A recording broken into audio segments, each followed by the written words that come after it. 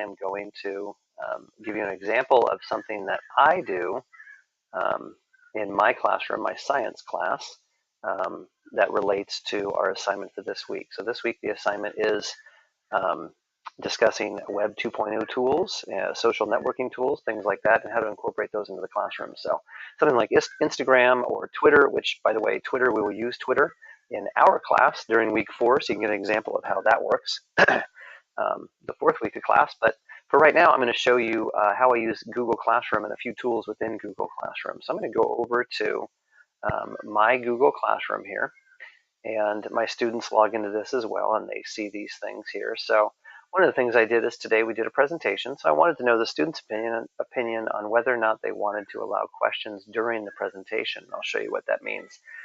So I allowed them to vote there, which is kind of fun. They get to be involved. And then basically I have the presentation posted right there, so they can see this presentation at a later date. They can't edit it, of course, or anything, but they can see it at a later date. So they can, refer to that as we go through the chapter.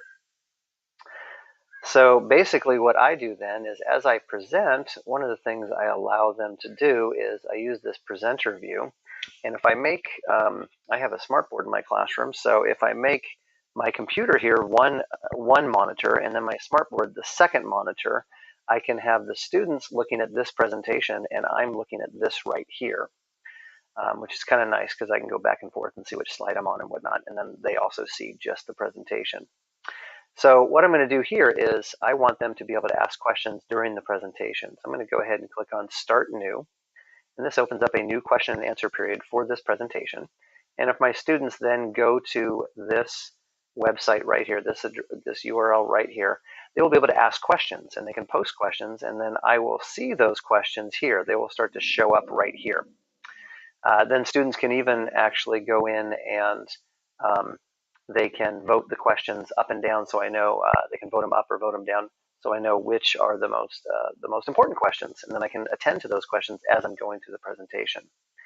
Then what I would do next, I'm going to have to pause this here for a second just so I can get it ready for you, but what I do next is we then use something called Kahoot, and I give them a little preview of what could be on the quiz that they're going to take. So I'll get that ready for you as I pause this. So let me take you over here. I have this Kahoot, which is basically kind of a game show type of environment where questions come up on the board and students have to answer these questions as quickly as they can. And the faster they answer the questions correctly, the more points they get. And they try to, win the Kahoot basically. They really like it. It's a lot of fun. But basically what I do is I click on play right here. This opens up the Kahoot game. There's a pin they have to put in. I've got some options right here that I can change. But there's a pin that they have to put in. It comes up and they start joining the Kahoot on whatever device they have. We have Chromebooks. They have to put in this pin, and it presents the questions right here. It gives them about, whatever, 10 seconds, 20 seconds, whatever time you want them to have to answer the question, and then it tells them if they got it right, things like that. So that'd be the next thing I would do. And then after that, after we've gone through the presentation, the next thing, I actually have a brain pop video that I present with this as well. So after we've done the presentation, we've done the brain pop video that goes along with this. They take a little quiz on brain pop just for fun. I give them some points in the class because we have class points and things like that. And if they do well on the brain pop, then we do the Kahoot. They get a little sneak peek at what could be on the quiz.